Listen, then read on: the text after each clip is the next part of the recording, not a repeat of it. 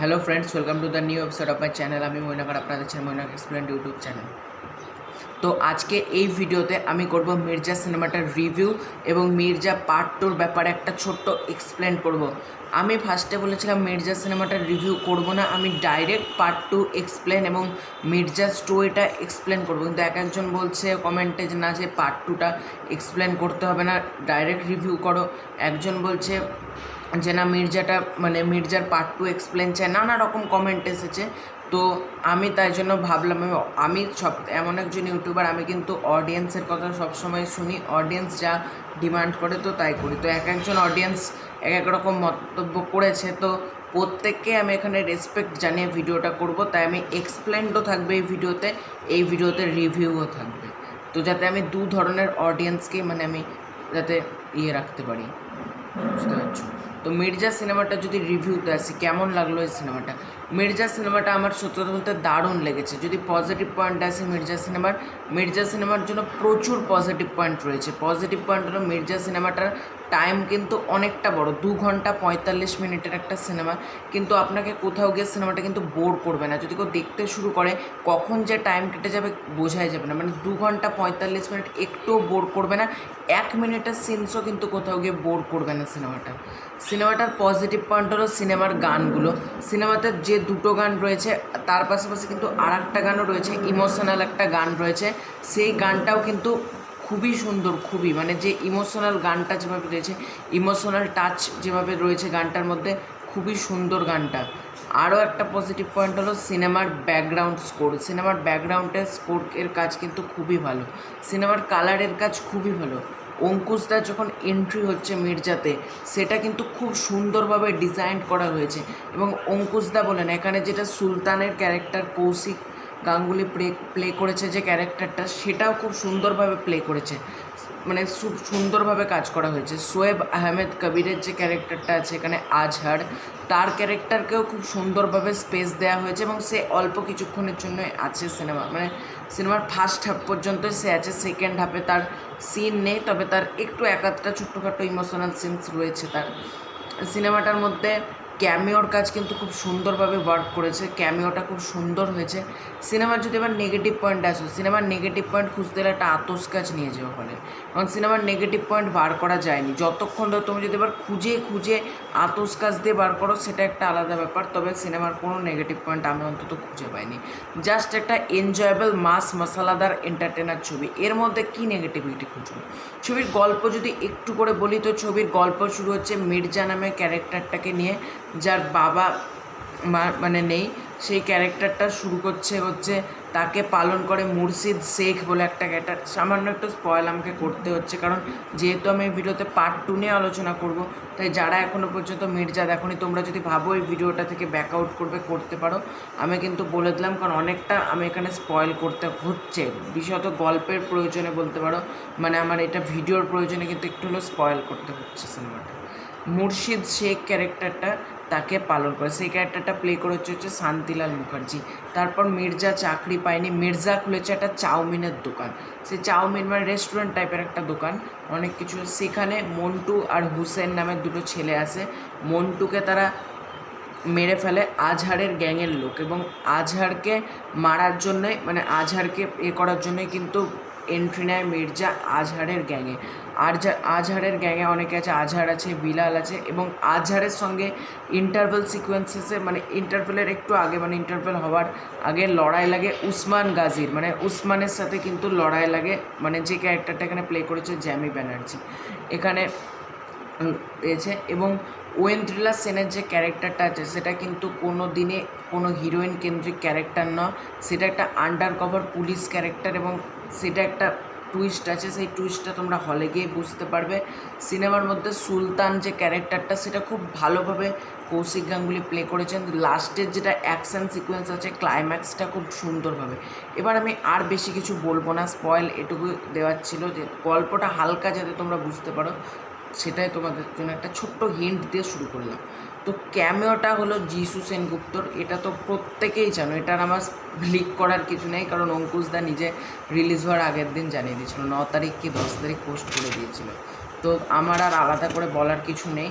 তো তাও যারা জানো না তাদেরকে বললাম যিশু সেনগুপ্তর ক্যামিও রয়েছে। এবার পার্ট 2 নিয়ে যদি কথা বলি, এখানে যিশু সেনগুপ্তর ক্যারেক্টারটার নাম হলো টাইগার এবং মির্জার পরের পার্টটার নাম হলো মির্জা পার্ট 2 টাইগার, আর প্রথম পার্টটার নাম হলো মির্জা পার্ট 1 জোকার।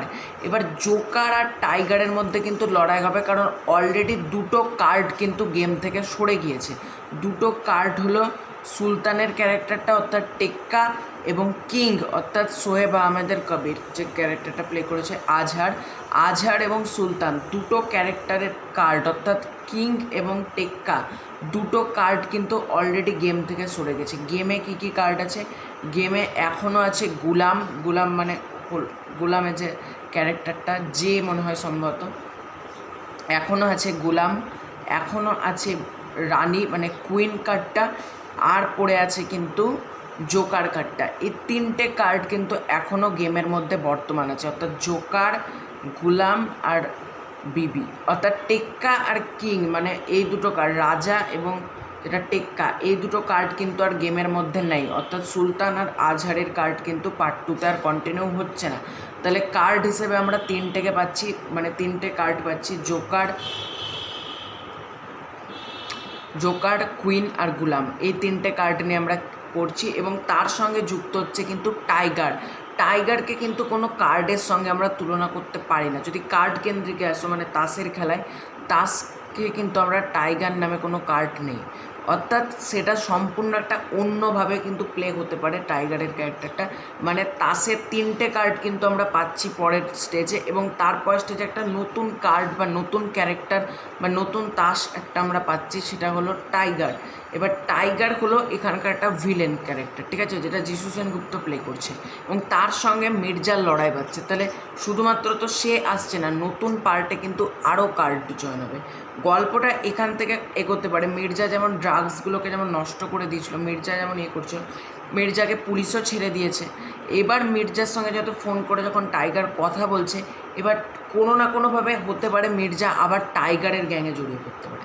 হতে পারে পরবর্তী পার্ট এক্সপ্লেন করতে হলে আমরা বলতে পারি মির্জা হয়তো টাইগারের গ্যাংয়ে যুক্ত হতে পারে, মির্জার সঙ্গে হয়তো লড়াই লাগতে পারে। এবার পরবর্তী পার্টের যদি কথা বলি, যিশু সেনগুপ্তর টিম মেম্বার আরও হয়তো অনেকে আছে যারা হয়তো নতুন কার্ড, হয়তো কোনো টাইগারকে আমরা দেখতে পেয়েছি, হয়তো লায়ন থাকতে পারে। এটা সম্পূর্ণ কিন্তু আমার প্রেডিকশান বলতে পারে, এটা হতেও পারে নাও হতে পারে।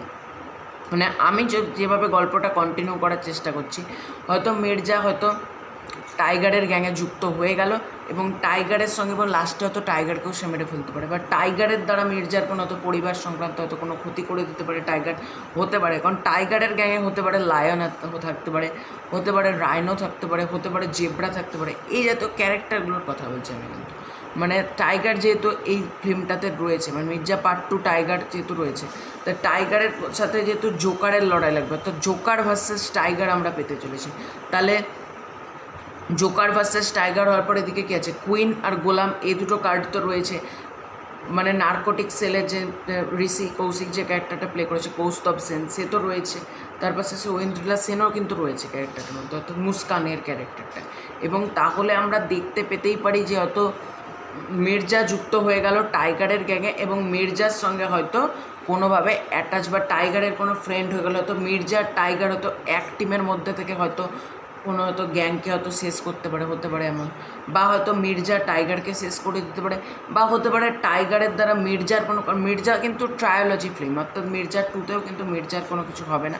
মির্জার 3টে পার্টে আসার কথা আমি যতদূর জানি, তো মির্জা পার্ট 2তে হতে পারে হয়তো আমরা মানে হয়তো মির্জার কোনো ক্ষতি, হয়তো মুর্শিদ শেখের যে ক্যারেক্টারটা, মানে মির্জাকে যে পালন করেছিল ছোটোবেলায় শান্তিলালের একটা, মুর্শিদ শেখকে হয়তো টাইগার মেরে ফেলতে পারে, এরকম অনেক হতে পারে। বা টাইগারকে মির্জা মেরে ফেলতে পারে, বা মির্জা টাইগার একসাথে হয়ে নতুন কাউকে মারতে পারে, এরকম অনেক কিন্তু আমরা কিন্তু বুঝতে পারছি না যে গল্পটা কোন দিকে এগোতে পারে। কারণ এটাই কিন্তু এই কমার্শিয়াল সিনেমাটার মজা। অন্য কিছু হলে কিন্তু আমরা গল্পটা ধরে ফেলতে পারতাম যে হয়তো পার্ট 2টা এইরকমভাবেই হতে চলেছে। অনেক সিনেমার আমি গল্প ধরে ফেলি, যেমন বাহুবলী সিনেমাটা যখন শেষ হয়েছিল, আমি বাহুবলী 2তে কী হতে চলেছে, কেজিএফ শেষ হয়েছিল, কেজিএফ 2তে কী হতে পারে, কি পুষ্পা 2 আসছে, একটা ছোট্ট সামান্য গল্প আমি ভেবে রেখেছি পুষ্পা 2 এর জন্য। কিন্তু মির্জা পার্ট 2 টাইগারের কিন্তু অনেকভাবে গল্পটা কিন্তু এগোচ্ছে, হতে পারে কুইন ক্যারেক্টারটা মরে যেতে পারে, পরবর্তী পার্টে কুইনটা চলে যেতে পারে, বা গুলাম কার্ডটা হয়তো চলে যেতে পারে, বা নতুন কোনো কার্ড আসতে পারে, বা কার্ড গেমটাই পুরো বাদ হয়ে একটা নতুন ওয়ার্ল্ডে চলে আসতে পারে। হয়তো ড্রাগস কেন্দ্রিক যে গল্পটা আছে, ড্রাগসটা চলে গিয়ে নতুন কোনো একটা সাবজেক্টের উপর হতে পারে, বন্দুক রিলেটেড কোনো জিনিসপত্র আসতে পারে, অনেক কিছু হতে পারে। তো সবার আগে আমাদেরকে ওয়েট করতে হবে। এবং টাইগার ক্যারেক্টারটা কিন্তু সুলতানের থেকেও ডেঞ্জারাস, মানে সুলতান যে ক্যারেক্টারটা প্লে করেছে কৌশিক গাঙ্গুলি, তার থেকেও কিন্তু ডেঞ্জারাস কিন্তু ক্যারেক্টারটা হলো টাইগার। আমরা যেটুকু এন্ট্রি দেখে বুঝলাম, যেভাবে আমি মানে বুঝলাম এন্ট্রিটা যেভাবে করা হলো, যেভাবে একজনকে খুন করলো টাইগার, সেখান থেকে গল্পটা যেভাবে এগোচ্ছে, টাইগার কিন্তু একটা ভায়োলেন্ট ক্যারেক্টার আমি বলতে পারি।